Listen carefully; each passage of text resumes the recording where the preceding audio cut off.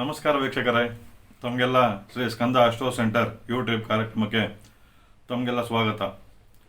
ವೀಕ್ಷಕರೇ, ಕಳೆದ ಸಂಚಿಕೆಯಲ್ಲಿ ನಿಮಗೆ ರುದ್ರಾಕ್ಷಿಯ ಬಗ್ಗೆ ಅಂದರೆ ರುದ್ರಾಕ್ಷಿಯ ಮಹತ್ವದ ಬಗ್ಗೆ ನಾನು ತಿಳಿಸ್ಕೊಡೋಕ್ಕೆ ಪ್ರಯತ್ನ ಪಟ್ಟಿದ್ದೆ. ಈಗ ರುದ್ರಾಕ್ಷಿಯಲ್ಲಿ ಅಸಲಿ ಯಾವುದು, ನಕಲಿ ಯಾವುದು, ಮತ್ತು ಯಾವ ರುದ್ರಾಕ್ಷಿ ಧಾರಣೆ ಮಾಡೋದ್ರಿಂದ ಯಾವ ರೀತಿಯಾದ ಒಂದು ಫಲವನ್ನು ನಾವು ಹೊಂದಬಹುದು ಅನ್ನೋದನ್ನ ನಾವು ಮುಂದಿನ ಸಂಚಿಕೆಯೊಂದಿಗೆ ನಾವು ನೋಡ್ತಾ ಹೋಗೋಣ.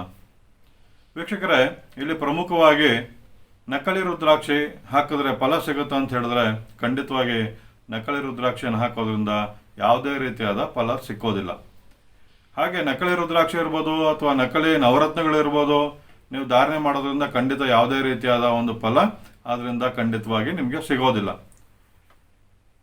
ಕೆಲವರು ಕೇಳ್ತಾರೆ, ಸರ್ ನಮಗೆ ಜಾಸ್ತಿ ರೇಟದು ನವರತ್ನಗಳನ್ನ ಧಾರಣೆ ಮಾಡೋಕ್ಕೆ ಸಾಧ್ಯ ಇರೋದಿಲ್ಲ, ಅದರಿಂದ ಕಡಿಮೆ ರೇಟಲ್ಲಿ ಸಿಗುವಂಥದ್ದು ಒಂದು ನವರತ್ನವನ್ನು ಧಾರಣೆ ಮಾಡೋದ್ರಿಂದ ಒಳ್ಳೇದಾಗತ್ತಾ ಅಂತ ಕೇಳ್ತಾರೆ. ಅದು ಹೇಗೆ ಆಗುತ್ತೆ ವೀಕ್ಷಕರೇ? ನಕಲಿ ನವರತ್ನ ಅಂತ ಹೇಳಿದ್ರೆ ಅಥವಾ ನಕಲಿ ರುದ್ರಾಕ್ಷಿ ಅಂತ ಹೇಳಿದ್ರೆ ಮಾನವ ನಿರ್ಮಿತವಾದಂತಹ ಒಂದು ವಸ್ತು ಆಗಿರುತ್ತೆ. ಅದು ಇಲ್ಲಿ ನಾವೇನು ಹೇಳೋದು ಅಂತ ಹೇಳಿದ್ರೆ, ಭೂಮಿಯಲ್ಲಿ ನೈಸರ್ಗಿಕವಾಗಿ ಬಂದಂಥ ಒಂದು ನವರತ್ನವನ್ನು ಧಾರಣೆ ಮಾಡೋದ್ರಿಂದಲೇ ಫಲ ಜಾಸ್ತಿ ಇರುತ್ತೆ, ಅದರಿಂದಲೇ ನೀವು ಫಲವನ್ನು ಪಡ್ಕೊಳ್ಳೋಕ್ಕೆ ಸಾಧ್ಯವಾಗಿರುತ್ತೆ. ಅದರಿಂದ ನಕಲಿಯನ್ನು ಧಾರಣೆ ಮಾಡೋದ್ರಿಂದ ಖಂಡಿತವಾಗಿ ಯಾವುದೇ ರೀತಿಯಾದ ಒಂದು ಫಲವನ್ನು ಅಪೇಕ್ಷೆ ಮಾಡದೆ ಏನೋ ಒಂದು ನಾವು ಒಂದು ಹಾಕಿದ್ದೀವಿ ಅನ್ನೋ ರೀತಿಯಲ್ಲಿ ಮಾತ್ರ ನೀವು ಅದನ್ನು ಹಾಕೋಬಹುದು. ಅದನ್ನು ಬಿಟ್ಟರೆ ಖಂಡಿತವಾಗಿ ನಕಲಿ ಧಾರಣೆ ಮಾಡೋದ್ರಿಂದ ಖಂಡಿತವಾಗಿ ಯಾವುದೇ ರೀತಿಯಾದ ಫಲ ದೊರೆಯೋದಿಲ್ಲ. ಹಾಗೆ ನಾವಿನ್ನು ರುದ್ರಾಕ್ಷಿಯ ಬಗ್ಗೆ ಬರೋದಾದರೆ, ರುದ್ರಾಕ್ಷಿಯಲ್ಲೂ ಸಹ ಸಾಕಷ್ಟು ನಕಲಿ ರುದ್ರಾಕ್ಷಿಗಳು ನಾನು ಕಳೆದ ಸಂಚಿಕೆಯಲ್ಲಿ ಹೇಳಿದ್ದೆ ನಿಮಗೆ. ಮಾನವ ನಿರ್ಮಿತವಾದ ರುದ್ರಾಕ್ಷಿಗಳು ಸಾಕಷ್ಟು ಎಂದು ಮಾರುಕಟ್ಟೆಯಲ್ಲಿ ಲಗ್ಗೆ ಇಟ್ಟಿದೆ. ಅದನ್ನು ಹೇಗೆ ಪರೀಕ್ಷೆ ಮಾಡೋದು, ಅಸಲಿ ಯಾವುದು ನಕಲಿ ಯಾವುದು ಅನ್ನೋಂಥದ್ದನ್ನ ನಾವು ಮುಂದಿನ ಸಂಚಿಕೆಯೊಂದಿಗೆ ಖಂಡಿತ ನಾನು ನನ್ನ ಕೈಲಾದಂತಹ ಒಂದು ಯಾವ ರೀತಿ ಅದನ್ನು ಒಂದು ಪರೀಕ್ಷೆ ಮಾಡ್ಬೋದು ಅನ್ನೋದನ್ನ ಖಂಡಿತವಾಗಿ ನಾನು ನಿಮಗೆ ತಿಳಿಸ್ಕೊಡ್ತಾ ಹೋಗ್ತೀನಿ. ಹಾಗೆ ನಾನು ನಿಮ್ಗೆ ಹೇಳಿದ್ದೆ, ರುದ್ರಾಕ್ಷಿಯ ಬಗ್ಗೆ ಸಿಕ್ಕಾಪಟ್ಟೆ ಅಂದರೆ ಸಾಕಷ್ಟು ಮೋಸಗಳು ನಡೀತಾ ಇದೆ. ಯಾವ ರೀತಿ ಅಂತ ಹೇಳಿದ್ರೆ, ನನಗೆ ಸುಮಾರು ವರ್ಷಗಳ ಹಿಂದೆ ಒಬ್ಬರು ರುದ್ರಾಕ್ಷಿಯನ್ನು ತಂದಿದ್ರು, ಏಕಮುಖ ರುದ್ರಾಕ್ಷಿ ಅಂತ ತಂದಿದ್ರು. ಆಗ ಏಕಮುಖ ರುದ್ರಾಕ್ಷಿ ಸರ್ ಇದು ನಾವು ಚಿತ್ರನಟರಾದಂತಹ ರಜನಿಕಾಂತ್ ಹತ್ರ ಹೋಗಿದ್ವಿ. ಅಲ್ಲಿ 2.5 ಕೋಟಿಗೆ ಅದನ್ನು ಕೇಳಿದ್ರು. ಆದರೆ ನಾವು ಅದನ್ನು ಕೊಡೋಕ್ಕಾಗಿಲ್ಲ, ನಂಗೆ ಸದ್ಯಕ್ಕೆ ಒಂದು 5 ಲಕ್ಷ ರೂಪಾಯಿ ಕೊಡಿ, ಈ ರುದ್ರಾಕ್ಷಿ ನೀವು ತಗೊಳ್ಳಿ ಅಂತ ಹೇಳಿದರು. ವೀಕ್ಷಕರೇ, ಇಲ್ಲಿ ಎಂಥ ಒಂದು ಅಪಹಾಸ್ಯ ಅಥವಾ ಇದನ್ನು ನಾವು ಏನು ಹೇಳುವಂಥದ್ದು ವೀಕ್ಷಕರೇ, 2.5 ಕೋಟಿ ಕೇಳಿದಂಥ ಒಂದು ನಟನಿಗೆ ಆ ರುದ್ರಾಕ್ಷಿನ ನೀಡದೇ ಇದ್ದಂಥವ್ರು ನನಗೆ ಹೇಗೆ ಅದನ್ನು 5 ಲಕ್ಷಕ್ಕೆ ಅದನ್ನು ನೀಡ್ತಾರೆ? ಇಲ್ಲಿ ಒಂದು ದೊಡ್ಡ ಕ್ವಶನ್ ಮಾರ್ಕ್ ಇದು. ಅದರಿಂದ ನಾವು ರುದ್ರಾಕ್ಷಿನ ಖರೀದಿ ಮಾಡೋಕ್ಕೆ ಮುಂಚೆ ಅದು ಅಸಲಿನ ಅಥವಾ ನಕಲಿನ ಅನ್ನೋದು ಫಸ್ಟ್ ಅದನ್ನು ತೀರ್ಮಾನ ಮಾಡ್ಕೋಬೇಕಾಗತ್ತೆ. ಮತ್ತು ಇನ್ನೂ ಕೆಲವರು ನೋಡಿರ್ಬೋದು, ಸರ್ಟಿಫಿಕೇಟ್ ಮಾಡಿಕೊಟ್ಬಿಡ್ತೀವಿ ನಿಮ್ಗೆ ಅಸಲಿ ರುದ್ರಾಕ್ಷಿ ಅಥವಾ ಅಸಲಿ ನವರತ್ನಗಳು ಅಂತ ಹೇಳ್ತಾರೆ. ವೀಕ್ಷಕರೇ, ಇವತ್ತು ಸರ್ಟಿಫಿಕೇಟ್ ವಿಚಾರದಲ್ಲೂ ಬಂದಾಗ ಅಲ್ಲೂ ಸಹ ಸಾಕಷ್ಟು ಮೋಸಗಳು ನಡೀತಾ ಇದೆ. ನೀವು ಯಾವುದೇ ಹರಳು ತೊಗೊಂಡೋಗಿ ಖಂಡಿತ ಅದಕ್ಕೊಂದು ಸರ್ಟಿಫಿಕೇಟ್ ಮಾಡಿಕೊಡ್ತಾರೆ, ಅಥವಾ ಯಾವುದೇ ಒಂದು ರುದ್ರಾಕ್ಷಿನ ತಂದು ಕೊಟ್ಟರೆ ಅದಕ್ಕೂ ಸಹ ಒಂದು ಸರ್ಟಿಫಿಕೇಟ್ ಮಾಡುವಂಥವ್ರು ಕೆಲವರು ಇದ್ದಾರೆ. ಆದ್ದರಿಂದ ನಾವು ಯಾವುದೇ ಒಂದು ರುದ್ರಾಕ್ಷಿ ಇರ್ಬೋದು ಅಥವಾ ನವರತ್ನಗಳನ್ನೇ ಇರ್ಬೋದು, ಅದನ್ನ ಯಾವುದೇ ನಾವು ಖರೀದಿ ಮಾಡುವಂಥದ್ದಿದ್ರೆ ಅದು ನಂಬಿಕೆ ಆಧಾರದ ಮೇಲೆ ಖಂಡಿತ ತಿಳಿದಿರೋರ ಹತ್ರ ಅದನ್ನು ಖರೀದಿ ಮಾಡುವಂಥದ್ದು ತುಂಬ ಸೂಕ್ತ ಅಂತ ನಾನು ಹೇಳಬಲ್ಲೆ. ಯಾಕಂತ ಹೇಳಿದ್ರೆ, ನಾನು ಒಂದು ಕನಕಪುಷ್ಯರಾಗ ಅಂತ ಒಂದು ಹರಳೆ ಹಿಡಿದ್ದೆ. ಅಲ್ಲಿ ಒಬ್ಬರು ಟೋಪಾಸ್ ಅಂತ ಒಂದು ಹರಳನ್ನ ಕೊಟ್ಟು ಸುಮಾರು ಒಂದು 3 ಲಕ್ಷ ರೂಪಾಯಿನ ತೊಗೊಂಡಿರ್ತಾರೆ. ಆದರೆ ಟೋಪಾಸ್ ಹರಳಿಗೆ ಕೇವಲ ಒಂದು 150ರಿಂದ 200 ರೂಪಾಯಿ ಬೆಲೆ ಬಾಳುತ್ತೆ ಅಷ್ಟೇ. ಇಲ್ಲಿ ಅಂಥ ಒಂದು ಮೋಸವೂ ಸಹ ನಡೀತಾ ಇದೆ. ಸಾಕಷ್ಟು ಎಚ್ಚರಿಕೆಯಿಂದ ಇರಬೇಕು ವೀಕ್ಷಕರೇ. ಹಾಗೇನು ರುದ್ರಾಕ್ಷಿಯ ಬಗ್ಗೆ ಬಂದಾಗ ನಾನು ನಿಮಗೆ ಕಳೆದ ಸಂಚಿಕೆಯಲ್ಲಿ ಹೇಳಿದೆ ಏಕಮುಖ ರುದ್ರಾಕ್ಷಿ ಬಗ್ಗೆ. ಅಂದರೆ ಏಕಮುಖ ರುದ್ರಾಕ್ಷಿ ಇವತ್ತು ಸಿಗೋದು ಖಂಡಿತವಾಗಿ ದುರ್ಲಭ ವೀಕ್ಷಕರೇ. ಇವತ್ತು ಏಕಮುಖ ರುದ್ರಾಕ್ಷಿ ಅಂತ ಹೇಳಿದ್ರೆ ಚಂದ್ರಾಕಾರ ಇರುವಂಥ, ಅಂದರೆ ಅರ್ಧ ಚಂದ್ರಾಕಾರ ಇರುವಂಥ ಒಂದು ರುದ್ರಾಕ್ಷಿಯನ್ನು ನಿಮಗೆ ನೀಡ್ತಾರೆ. ಅದು ಖಂಡಿತವಾಗಿ ನಮಗೆ ಯಾವುದೇ ಒಂದು ಪುರಾಣ ಓದಿದಾಗ ಆ ರೀತಿ ನಾವು ನೋಡಿದಾಗ ಅದು ರುದ್ರಾಕ್ಷಿ ಅನ್ಸ್ಕೊಳ್ಳೋದಿಲ್ಲ. ಅದು ಯಾವ ರೀತಿ ಇರುತ್ತೆ ಅಂತ ಹೇಳಿದ್ರೆ, ನಿಮಗೆ ಚಂದ್ರಾಕಾರ ಅಂತ ರುದ್ರಾಕ್ಷಿ ಇರುತ್ತೆ, ಅಂದರೆ ಅರ್ಧ ಚಂದ್ರಾಕಾರ ಅಂತ ಹೇಳ್ತೀವಿ. ಅರ್ಧ ಚಂದ್ರಾಕಾರ ಅಂತ ಹೇಳಿದ್ರೆ ನೋಡಿ ಈ ರೀತಿ ಇರುತ್ತೆ. ಇದನ್ನ ನಿಮಗೆ ಇವತ್ತು ಏಕಮುಖ ರುದ್ರಾಕ್ಷಿ ಅಂತ ನಿಮಗೆ ಎಲ್ಲರೂ ಕೊಡುವಂಥದ್ದು ಈ ಒಂದು ಅರ್ಧ ಚಂದ್ರಾಕಾರ ಇರುವಂಥ ರುದ್ರಾಕ್ಷನ ಮಾತ್ರ. ಅದರಿಂದ ಗುಂಡಾಗಿರುವಂಥ ರುದ್ರಾಕ್ಷಿ ಸಿಗುವಂಥದ್ದು ಖಂಡಿತವಾಗಿ ಕಷ್ಟ ಇದೆ. ಗುಂಡಾಗಿರುವಂಥ ರುದ್ರಾಕ್ಷಿ ನಿಮ್ಗೆ ಏನೋ ಕೊಟ್ಟರೆ ಈ ರೀತಿಯಾದ ಒಂದು ರುದ್ರಾಕ್ಷಿ ಕೊಡ್ಬೋದು, ಅಥವಾ ಇದೇ ರೀತಿ ಮಾನವ ನಿರ್ಮಿತವಾದಂಥ ರುದ್ರಾಕ್ಷಿಯನ್ನು ನಿಮಗೆ ನೀಡ್ಬೋದು ಅಷ್ಟೇ. ಇನ್ನೂ ಕೆಲವರು ಏನು ಮಾಡ್ತಾರೆ ಅಂತ ಹೇಳಿದಾಗ 5 ಮುಖದ ರುದ್ರಾಕ್ಷಿಯನ್ನು 4 ಮುಖಗಳನ್ನ ಅದನ್ನು ಕ್ಲೋಸ್ ಮಾಡಿ, ಅಂದರೆ 4 ಮುಖಗಳು ಕಾಣಿಸ್ಬಾರ್ದು ಆ ರೀತಿಯಾದೊಂದು ಕ್ಲೋಸ್ ಮಾಡಿ ಏಕ ಗೆರೆ ಇರುವಂಥ ರೀತಿಯಲ್ಲಿ ನಿಮಗೆ ಕೊಟ್ಟು ಇದೇ ಸರ್ ಏಕಮುಖ ರುದ್ರಾಕ್ಷಿ ಅಂತ ಕೊಡ್ತಾರೆ. ಇಲ್ಲಿ ಜಾಬೋಲೋಪನಿಷತ್ ಅಂತ ಒಂದು ಪುಸ್ತಕ ಇದೆ. ಅದರಲ್ಲಿ ರುದ್ರಾಕ್ಷಿಯ ಮಹತ್ವದ ಬಗ್ಗೆ ಸಾಕಷ್ಟು ವಿವರಣೆಗಳು ನಮಗೆ ಸಿಗುತ್ತೆ. ಇಲ್ಲಿ ಏಕಮುಖ ರುದ್ರಾಕ್ಷಿ ಎಷ್ಟು ಪವಿತ್ರ ಅಂತ ಹೇಳಿದ್ರೆ, ಏಕಮುಖ ರುದ್ರಾಕ್ಷಿನ ಧಾರಣೆ ಮಾಡುವಂಥವನು ಸಾಕ್ಷಾತ್ ಶಿವನ ಸಾನ್ನಿಧ್ಯವನ್ನು ಹೊಂದಿರ್ತಾನೆ ಅಂತ ಹೇಳಿ ನಮ್ಮ ಪುರಾಣಗಳು ನಮಗೆ ಹೇಳಿಕೊಡುತ್ತೆ. ಇನ್ನೂ ಒಂದು ನಾನು ಓದಿರುವಂಥ ಪ್ರಕಾರ ಏಕಮುಖ ರುದ್ರಾಕ್ಷಿಯನ್ನು ನೀವು ನೆಲದ ಮೇಲೆ ಇಟ್ಟು ಅದರಲ್ಲಿ 1 ಮೂಟೆ ಅಂದರೆ 100 kg ಇರುವಂಥ ಒಂದು ಅಕ್ಕಿಯನ್ನು ಅದರ ಮೇಲೆ ಸುರಿದಾಗ ಆ ರುದ್ರಾಕ್ಷಿ ತನ್ನಿಂದ ತಾನೇ ಆ ಅಕ್ಕಿಯ ಮೇಲ್ಭಾಗಕ್ಕೆ ಬಂದ್ಬಿಡುತ್ತೆ ವೀಕ್ಷಕರೇ. ಈ ರೀತಿಯಾಗಿ ನಮಗೆ ಕೆಲವೊಂದು ಪುಸ್ತಕಗಳಲ್ಲಿ ಅಂದರೆ ಕೆಲವೊಂದು ಪುರಾಣಗಳಲ್ಲಿ ನಮಗೆ ರುದ್ರಾಕ್ಷಿಯ ಬಗ್ಗೆ ಮಹತ್ವ ನಮಗೆ ದೊರೆಯುತ್ತೆ. ಇನ್ನು ಏಕಮುಖ ರುದ್ರಾಕ್ಷಿ ಯಾವ ರೀತಿ ಮಾಡ್ತಾರೆ ಅಂತ ನಿಮ್ಗೆ ಹೇಳಿದೆ. ಮತ್ತು ಇನ್ನು ಕೆಲವರಿಗೆ ಸಾಕಷ್ಟು ಸಂದೇಹಗಳಿರುತ್ತೆ. ಯಾವ ರೀತಿ ಅಂತ ಹೇಳಿದ್ರೆ, ಮುಖ ಅಂತ ಹೇಳ್ತೀರಾ, ಅದನ್ನು ಯಾವ ರೀತಿ ಕಂಡುಹಿಡಿಯೋದು ಅಂತ ಕೆಲವರಿಗೆ ಸಾಕಷ್ಟು ಜನಕ್ಕೆ ಸಂದೇಹಗಳಿರ್ತವೆ.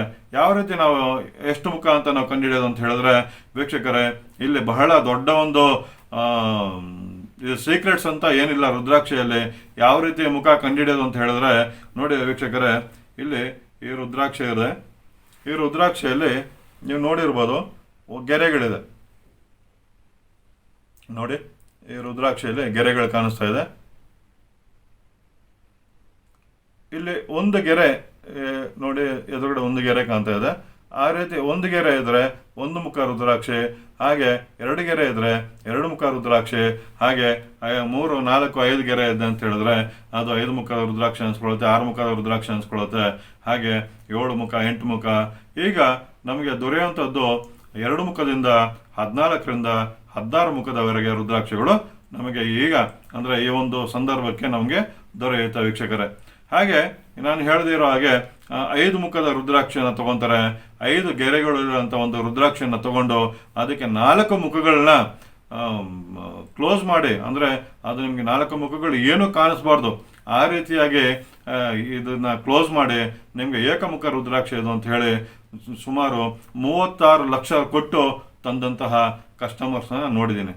ಒಂದು ರುದ್ರಾಕ್ಷಿ ಏಕಮುಖ ರುದ್ರಾಕ್ಷಿನ 36 ಲಕ್ಷ ಕೊಟ್ಟು ತಂದಿರುವಂಥವ್ರನ್ನ ನಾನು ನೋಡಿದ್ದೀನಿ.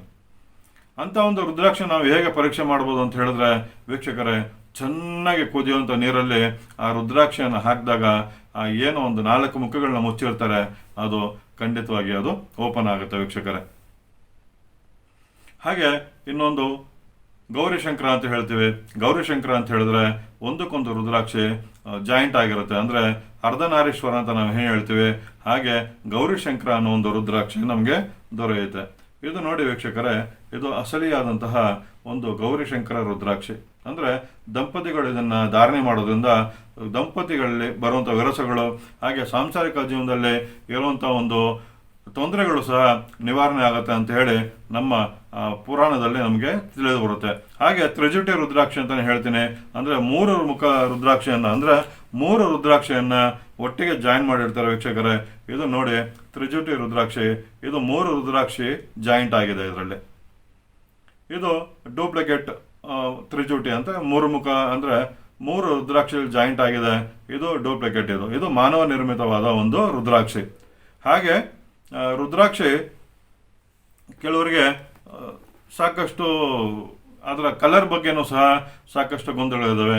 ರುದ್ರಾಕ್ಷಿ ಕೆಂಪು ಬಣ್ಣ ಆಗುತ್ತೆ, ಅಂದರೆ ಕಪ್ಪು ಬಣ್ಣ ಇರುತ್ತೆ, ಹಾಗೆ ಗೋಧಿ ಕಲರ್ ಇರುತ್ತೆ ರುದ್ರಾಕ್ಷಿ ವೀಕ್ಷಕರೇ.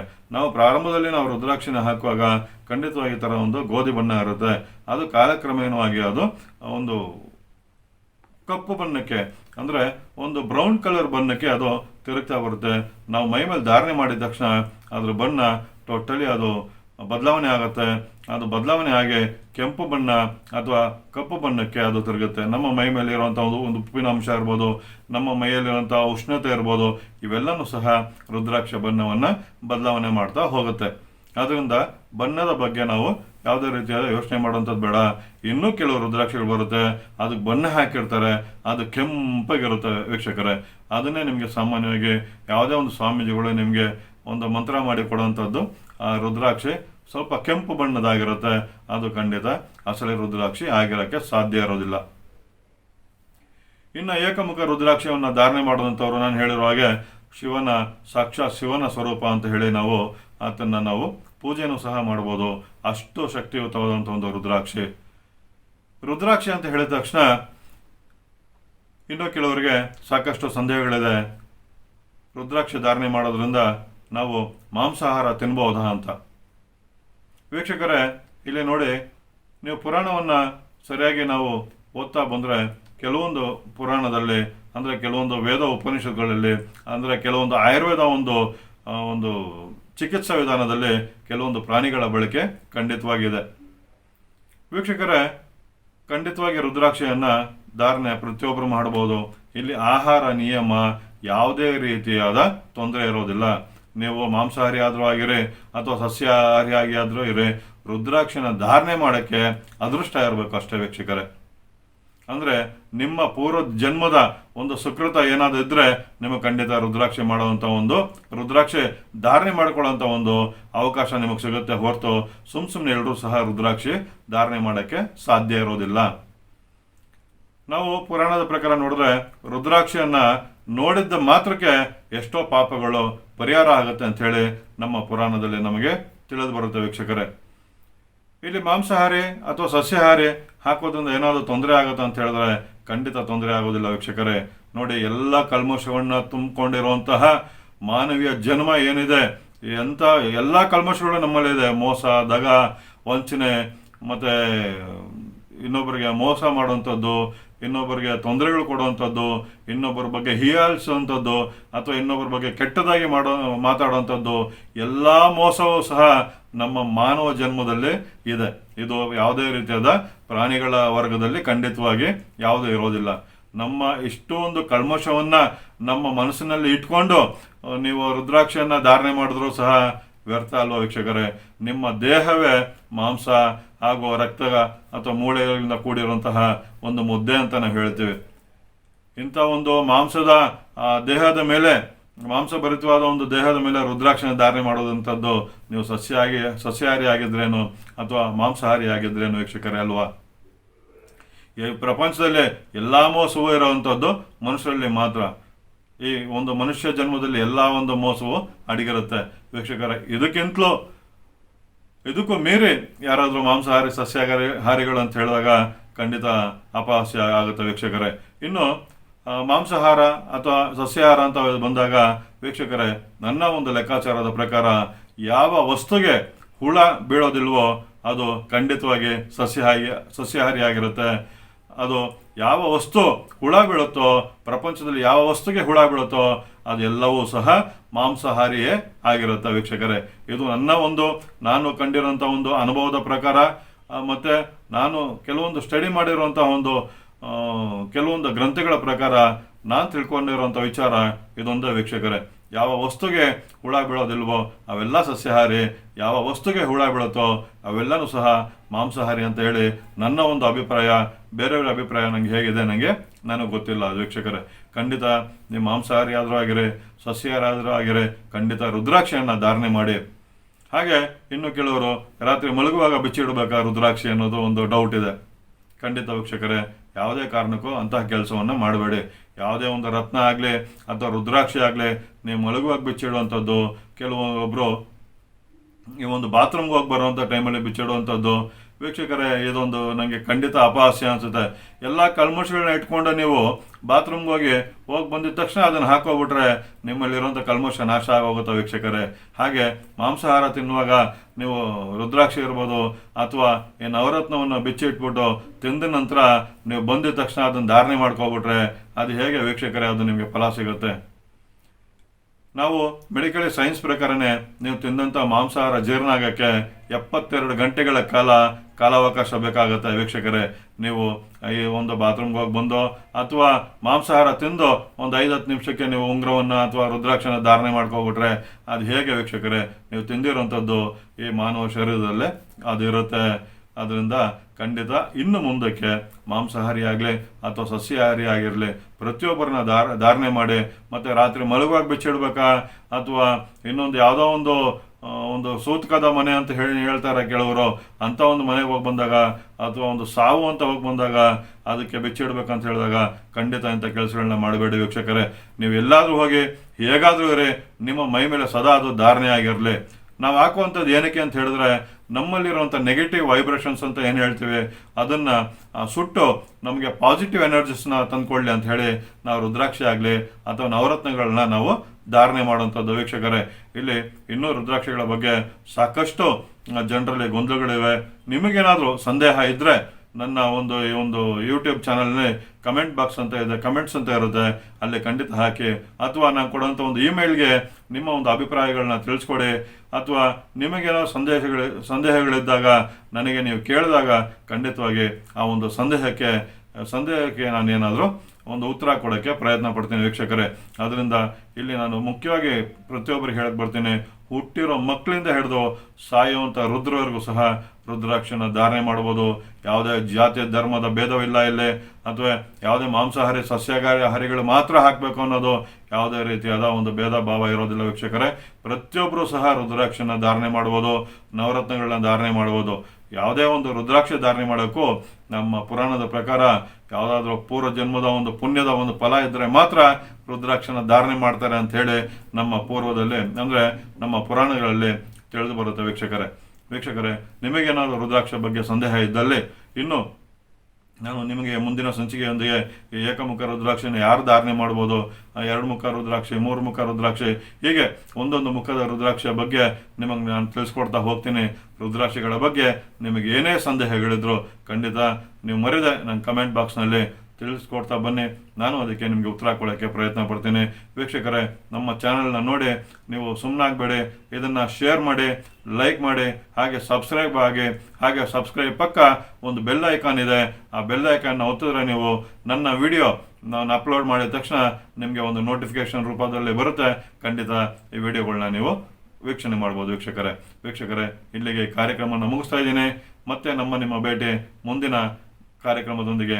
ಅಲ್ಲಿವರೆಗೂ ನಮಸ್ಕಾರಗಳು.